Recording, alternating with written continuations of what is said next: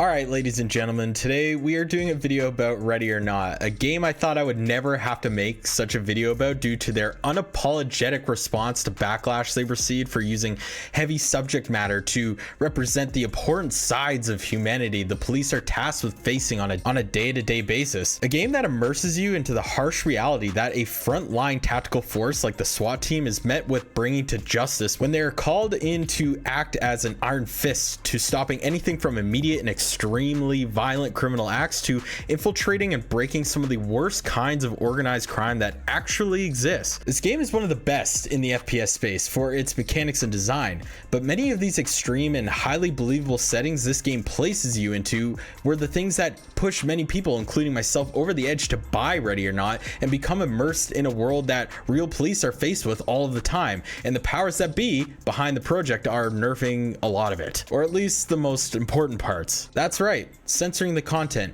years after 1.0 release. Years after we've spent money on these very things. Of course, what I'm referring to is some of the very heavy subject matter in the game being taken out or altered for Ready or Not's upcoming console release on July 15th. And since this release will involve crossplay with the co-op modes, the content censorship is coming to the PC as well. That's right, whether you like it or not, Ready or Not is changing the content that you paid for. Now, Void Interactive has put out a statement saying that there is no reason for fans to be alarmed about any of these changes, and that the developer only elected to censor content that its platform partners flagged as absolutely required. Even these mandatory instances of censorship were handled carefully with the full intent to preserve the game's tone. The console version of Ready or Not should hence offer an authentic experience. But me personally, I beg to differ. Censoring the subject matter in this game, whether big or small, is censoring the game and taking away relevance and meaning to the core identity of Ready or Not, and from the exact reasons why I purchased the game. And look, many of you might be fine with that, and you aren't wrong to think some minor tweaks to a game's subject matter will affect your experience very much. And that is all well and good, but keep in mind different people buy games for different reasons. And by the looks of Ready or Not's recent Steam reviews when this news dropped, there are a lot of people feeling quite burned from this, including myself. Some reviews going as far as calling Void Interactive evil sellouts and saying that it's the death of art in real time. And honestly, as extreme as this all sounds, I need not to remind everybody here that, at least for me, video games are art, and the better the art is, the better it is at representing real life in a meaningful way. That is what drew me into Ready or Not, knowing that this project was going to be unabashful about being in a situation where people are faced with arresting the scum of the earth, people like child predators and school shooters, and the things you witness along the way when in those situations, things that real police are faced with every single day. Now, before I go way too far into this, I just want to talk about the things they are actually changing and some more statements from Void that just seem a little out of touch here when it comes to how the community is reacting to this news. So what is going on here? Well, the Steam page seems to shed a little light here, and I'll let you be the judge on whether or not this is something you would like to go review bomb the game for. It says here the console rating content changes, and I quote, "Throughout this console port process, we've done our utmost to only make changes when they are flagged as absolutely required by our first party partners, and any changes aim to remain faithful to the original tonality of the game, so there's no reason to be alarmed," unquote. Well, I mean, the people's reason to be alarmed is up to them. So Void saying this now twice in prepared public statements just seem very out of touch to me. I don't know. People can be alarmed about something and it not be alarming to you, but it is still alarming if it alarms them, right? So I don't know.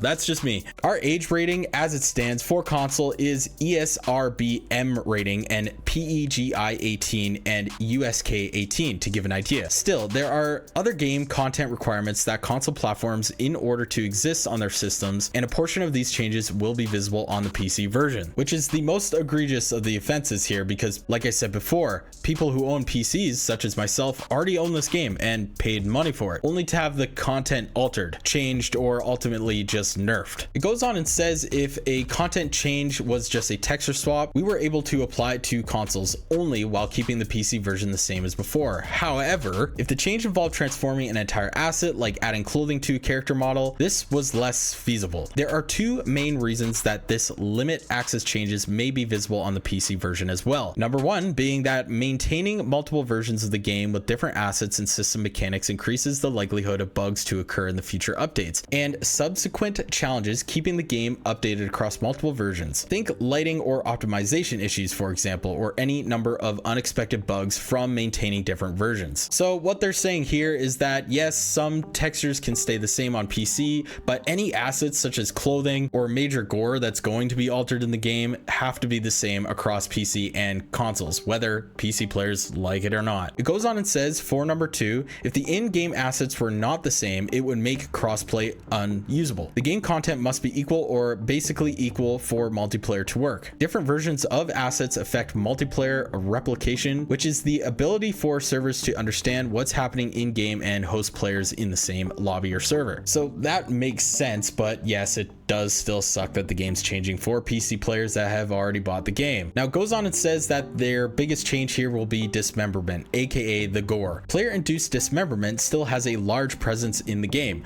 but is a little more limited as to when it occurs. When alive enemies are shot, they can undergo dismemberment. However, once they are dead, no further dismemberment occurs. Note that the level of dismemberment itself, when it occurs, was not actually toned down. Ultimately, we consider this an okay compromise, considering our gameplay design already dissuades use of lethal force anyway, which for me just looks like an excuse to this change in the game, being that, and again, I'm going to sound like a broken record here, this game is already something PC players bought. A game that allowed you to shoot the fuck out of people's faces while they're dead on the floor and blow their brains out of their skull. Yes, I want to be this righteous SWAT member that is out here to arrest and serve justice, but I'm also a gamer that likes to play the games any way I like to play games. And you, Void Interactive, have sold me a game where I'm allowed to blow limbs off of people that are dead lying on the floor. Not something I do to all of my deceased child predators or school shooters, but is something that you are taking away from my product that I had purchased. And it shows here below this statement that this is an image showing the gore that is still going to be in the game. Of course, this will be somebody that was alive and you shot, and will not be something you can do to an NPC that is already deceased. It goes on and says the nudity has been censored. Some instances of explicit nudity for a handful of civilians and one subject, Gerald's ghillie suit only scantily concealed himself, have been covered up